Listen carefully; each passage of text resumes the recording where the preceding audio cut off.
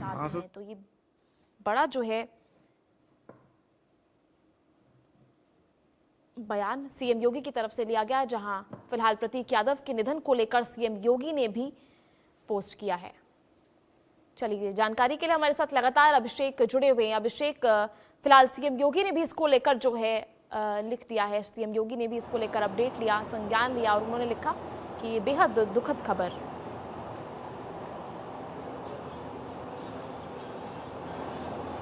जी हाँ, बिल्कुल, जैसा कि मैं बता रहा था कि राजनीतिक तौर पर भी सभी बड़े राजनेता, चाहे वो बसपा सुप्रीमो मायावती रही हो या फिर सभी के अलग संबंध रहे हैं मुलायम सिंह यादव से, और उनके छोटे बेटे की मौत की खबर जो भी सुन रहा होगा वो शोक संवेदना व्यक्त करता हुआ नज़र आएगा। कुछ लोग मिलने के लिए भी आ सकते हैं यहाँ पर, जैसी जानकारी मिल रही है। समाजवादी पार्टी के नेताओं की बात करें या बाकी लोगों की बात करें तो अ, निश्चित था कि मुख्यमंत्री योगी आदित्यनाथ जो बहुत अच्छे संबंध हैं जिनके अपर्णा यादव से, वो अपर्णा यादव उनको हर रक्षाबंधन में राखी बांधने जाती है। उनकी बेटी मुख्यमंत्री योगी आदित्यनाथ को रक्षाबंधन में राखी बांधती है, और उनको जब ये खबर पता चली होगी तो उन्होंने भी शोक संवेदना व्यक्त की है। और बाकी लोग जो हैं वो सभी इसी तरह से शोक संवेदना व्यक्त करते हुए नजर आएंगे। लेकिन बड़ी उम्मीद की जा रही है कि समाजवादी पार्टी के कुछ बड़े चेहरे यहाँ पोस्टमार्टम हाउस आ सकते हैं, लेकिन अपर्णा यादव के आने के बाद ही ये होना शुरू होगा। अब कुछ ही देर में हम तस्वीरें देखेंगे जब अपर्णा यादव यहाँ पर आती हुई आपको तस्वीरों में नजर आएंगी। ठीक है अभिषेक, जिस तरह से राजनीति से दूर रहते थे, बताया जा रहा था कि काफ़ी लो प्रोफाइल लाइफ जो है वो जीना पसंद करते थे, राजनीति से दूर रहते थे, किस तरह से जो है देखा जाता था उन्हें? देखिए, वो एक थोड़ा सा फिटनेस फ्रीक कहना ठीक होगा। अच्छी लहीम शहीम पर्सनालिटी उनकी थी, और जिम बॉडी बिल्डिंग का शौक रखते थे, और उन्होंने एक जिम भी लखनऊ में खोली थी आयरन कोर के नाम से, जिसको वो खुद संचालित करते थे। इसके अलावा रियल एस्टेट के कारोबार में उनकी रुचि थी, और शुरुआती दौर से ही वो बिजनेस करने पर ज़्यादा जोर दे रहे थे। यानी राजनीतिक भूमिका उनकी लगभग ना के बराबर थी, बल्कि उस वक्त का दौर था जब उनकी शादी हुई और उसके बाद समाजवादी पार्टी की सरकार बनती नज़र आई, और मुख्यमंत्री थे उनके भाई अखिलेश यादव। तब भी राजनीतिक तौर पर उनकी भूमिका नहीं थी, और अंदरूनी तौर पर ये भी पता चलता है कि परिवार में एक अंदरूनी तौर पर बातचीत भी हुई कि अखिलेश यादव राजनीति करेंगे और प्रतीक यादव बिजनेस संभालेंगे, यानी कारोबार संभालेंगे। तो ये भी एक अंदरूनी बात उस वक्त सामने आई थी, और वैसा ही कुछ होता भी नज़र आया कि प्रतीक यादव शुरुआती दौर से उनकी जो रुचि थी वो रियल एस्टेट में, बिजनेस में नज़र आई थी। फिटनेस को लेकर वो बहुत जागरूक थे अपनी, यानी बॉडी बिल्डिंग का उनको शौक था। इसीलिए लखनऊ के गोमती नगर इलाके में उन्होंने जिम खोली, आयरन कोर नाम था जिम का, और अभी भी वो जिम संचालित की जा रही है। वो खुद उस जिम का संचालन करते थे, लेकिन कोविड काल के बाद जब उनकी तबीयत बिगड़ना शुरू हुई, उसके बाद से उनकी रुचि कम होना शुरू हुई, और उस वक्त के बाद से लगातार वो मेडिटेशन पर थे। विदेशों में जाकर भी उन्हें मेडिटेशन कराना पड़ा, इस तरह से हालत बिगड़ी थी उनकी, और तब से फिर भारत में उनका इलाज चल रहा था। दिल्ली में उनका लंबे समय तक इलाज चलता रहा था, ऐसी जानकारियाँ मिल रही हैं। ठीक है अभिषेक, आप बने रहिए हमारे साथ, आपसे जानकारी लेते रहेंगे। इसी बीच हमारे साथ बीजेपी विधायक नंद किशोर गुर्जर फोन लाइन पर जुड़ गए हैं। नंद किशोर जी, किस तरह से देखा जा रहा है आज प्रतीक के निधन की अचानक से चौंकाने वाली खबर सामने आती है? ये बहुत ही दुखद है। प्रतीक यादव जी जहाँ तक स्वास्थ्य की दृष्टि से देखा जाए तो बहुत फिट थे, लेकिन जैसा कि सामने आ रहा है कि उनको कोई तकलीफ थी या कोई बीमारी थी, तो मुझे लगता नहीं जिस तरह की उनकी पर्सनालिटी थी कि उस तरह की कोई बीमारी थी कि अचानक से मौत हो जाए। बहुत गंभीर प्रकरण है, इसकी जांच होना बहुत आवश्यक है, क्योंकि जिस तरह से सूचनाएं आ रही हैं कि उनको निशान मिला है, चोट का है, तो कोई ना कोई किसी ने जहर तो नहीं दिया है, तो पोस्टमार्टम के बाद ही पता चलेगा। लेकिन पूरा प्रकरण जो है कहीं ना कहीं संदिग्ध है, और ऐसा नौजवान जो चाहे बिजनेस के क्षेत्र में था, हमारे मुलायम सिंह जी के बेटे है, कोई छोटा मामला नहीं है। इसलिए इसकी पूरी जांच हो। ऐसा नहीं हो सकता कि वो इतने बीमार थे, ऐसा तो था नहीं। पब्लिक के साथ मिलना जुलना, आना जाना सब उनका लगातार था। ठीक है नंदकिशोर जी, जिस तरह से ये जो है दुखद भरी खबर सामने आई है, ऐसे में क्या आपकी पार्टी की तरफ से परिवार के किसी सदस्य से संपर्क हो पाया है, कोई बातचीत हो पाई है? नहीं, देखिए वो तो हमारी शीर्ष लीडरशिप का अपना मसला है, लेकिन माननीय मुख्यमंत्री जी, प्रदेश का कोई भी व्यक्ति है वो उनके लिए उतना ही महत्वपूर्ण है जितना कोई मंत्री या कोई बड़ा नेता हो या कोई उद्योगपति हो। इसलिए ये प्रकरण तो बहुत हाई प्रोफाइल है, तो माननीय मुख्यमंत्री जी स्वयं संज्ञान ले ही रहे होंगे, तो इसमें कोई दो राय नहीं है, ठीक है। लेकिन बहुत दुखद है। राजनीतिक परिवारों पर लगातार रहने वाले दबाव और तनाव को आप किस तरह से देखते हैं? क्या ये बड़ा फैक्टर माना जाता है ऐसे जब कम उम्र में ऐसी दुखद खबर सामने आती है? नहीं, वो ऐसा दबाव मानने वाले नहीं थे जहाँ तक उनका व्यक्तित्व है, और ये तो सब चलता रहता है, राजनीति में नहीं भी है, और जॉब करते हैं, ऑफिस का भी दबाव, ये सब चीजें तो जीवन के साथ है भागदौड़ भरी जिंदगी में। तो ये सही है कि पॉलिटिक्स के ऊपर जिम्मेवारी तमाम तरह की होती है, आरोप प्रत्यारोप होते हैं, कई तरह की स्थितियां होती हैं, लेकिन ऐसा नहीं है। हर फील्ड में जो व्यक्ति काम करता है वो कहीं ना कहीं तनाव से तो गुजरता ही है। वो पहले जमाने तो है नहीं कि व्यक्ति बहुत संतोष में है, लेकिन जो भी कारण है वो तो सब पोस्टमार्टम रिपोर्ट के बाद, और इसकी मुझे लगता है निश्चित तौर पे उच्च स्तरीय जांच हो तो चीजें क्लियर हो। बहुत ही दुखद है। चलिए ठीक है नंद किशोर जी, बहुत बहुत शुक्रिया जुड़ने के लिए। Thank you. चलिए इसी के साथ हमारे साथ सपा प्रवक्ता अनुराग विधोरिया इस वक्त जुड़ चुके हैं। अनुराग, किस तरह से देखा जा रहा है, क्या कुछ संदेश जो है फिलहाल परिवार की तरफ से, क्या कुछ अपडेट, ऑफिशियल पुष्टि? देखिए, अभी अभी मुझे भी पता चला है। इतनी कम उम्र में जाना बहुत ही दुखद, चिंताजनक है। जिस तरह की खबर मुझे अभी भी पता चला है। अब देखते हैं कैसे क्या पोस्टमार्टम रिपोर्ट आती है, लेकिन बहुत ही दुखद है। उम्र भी कम है, अभी तो उम्र भी कोई ज्यादा नहीं थी।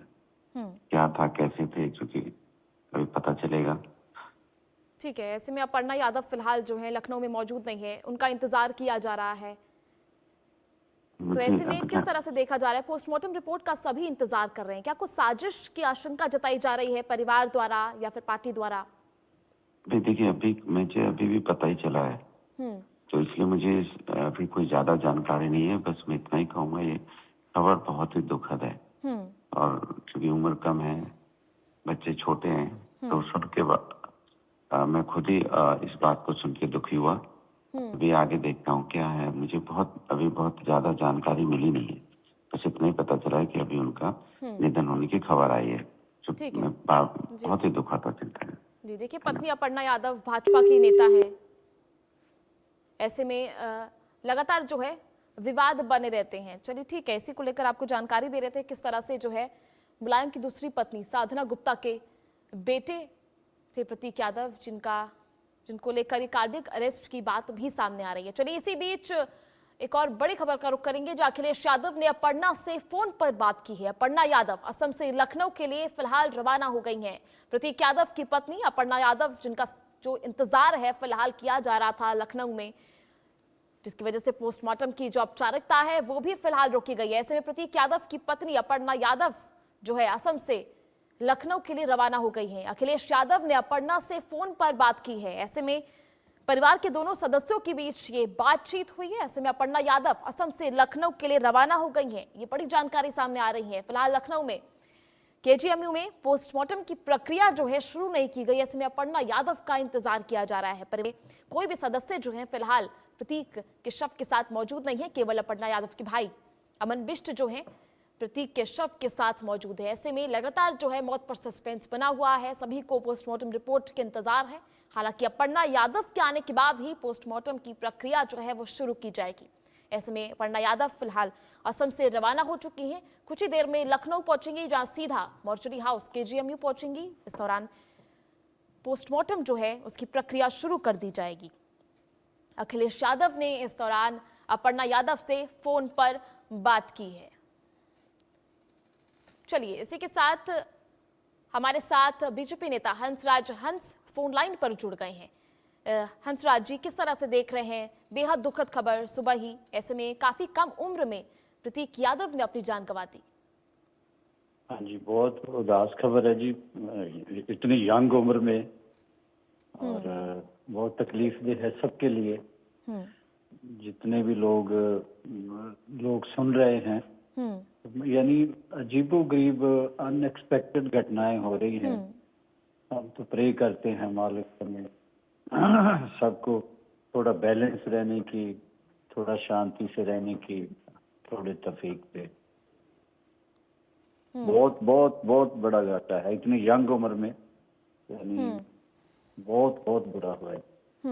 ठीक है सर, राजनीतिक मतभेद अपनी जगह है, लेकिन इस तरह की व्यक्तिगत क्षति पर आपका क्या जो है संदेश रहेगा? बेहद दुखद खबर है। ऐसी ऐसी बातें राजनीति या पार्टी पॉलिटिकली तो 24 घंटे चलता ही है काम, जी। लेकिन दुख सुख के मौके ऐसी बातें नहीं होनी चाहिए। ये देखना चाहिए किसी बाप का बेटा, किसी बहू का यानी हस्बैंड, किसी माँ का बेटा, किसी का भाई चले गया यंग, है ना, यही सोच के थोड़ा तकलीफ होती है। और इसका दर्द, खैर हिंदुस्तान की संस्कृति की यही खूबसूरती है, उस वक्त सियासत भूल जाते हैं, ये सोचते हैं कि दुख में शरीक होना चाहिए। ठीक है, जिस तरह से घटना सामने आई, ऐसे में स्वास्थ्य जागरूकता और नियमित जांच की जरूरत को कितना बड़ा जो है माना जा रहा है, कितना बड़ा मुद्दा बन गया है। लगातार जो है कम उम्र में लोग अपनी जान गंवा रहे हैं। जी जी जी।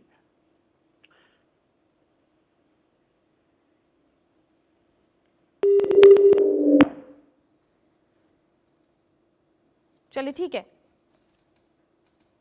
इसी के साथ हमारे सहयोगी अभिषेक लगातार हमारे साथ जुड़े हुए हैं। अभिषेक, फिलहाल क्या कुछ अपडेट मौके पर मौजूद हैं आप?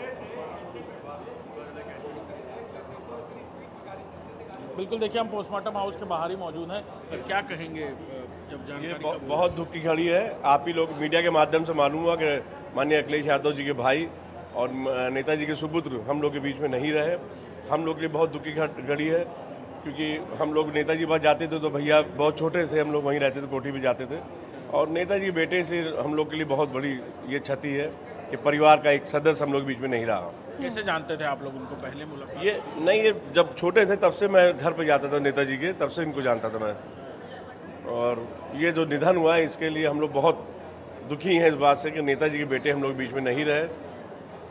बस और मैं क्या बता दूँ, अब मौत कैसे हुई है ये तो अब जांच का विषय है, पोस्टमार्टम हो तो उसके बाद मालूम हो कि ये मौत कैसे हुई।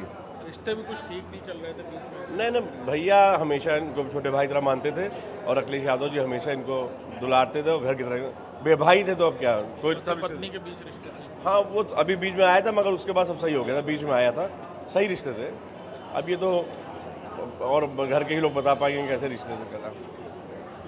देखिए, यहाँ पर करीबी लोग हैं, परिवार से जुड़े हुए, पार्टी से जुड़े हुए लोग जो पोस्टमार्टम हाउस पहुँच रहे हैं, मर्चरी पहुँच रहे हैं। कुछ ही देर में अपर्णा यादव भी यहाँ पहुँचेंगी और तभी औपचारिकताएं शुरू हो पाएंगी यहाँ पर पोस्टमार्टम की। लेकिन उससे पहले परिवार से जुड़े हुए लोग, अखिलेश यादव के अपने करीबी लोग या प्रतीक यादव के जो अपने करीबी लोग हैं, जिन्होंने बचपन में लोगों को देखा होगा साथ में, वो पहुंच रहे हैं। उनके लिए बहुत आहत करने वाली खबर है। समाजवादी पार्टी के तमाम नेता लोग पहुंच रहे हैं यहाँ पर दुख की घड़ी में परिवार का साथ देने के लिए। और जैसे जैसे पता चल रहा है कि यहाँ कोई नहीं है, यानी सिर्फ अमन बिष्ट है यहाँ पर, और कोई परिवार से और कोई आदमी नहीं है यहाँ पर। ये बातें जिसको भी पता चल रही हैं वो धीरे धीरे यहाँ पर पहुँच रहा है।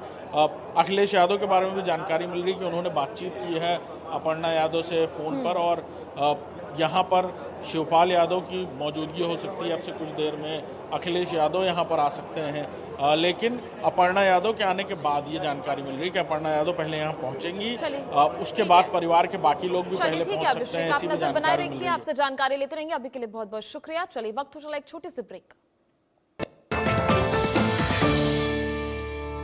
यशस्वी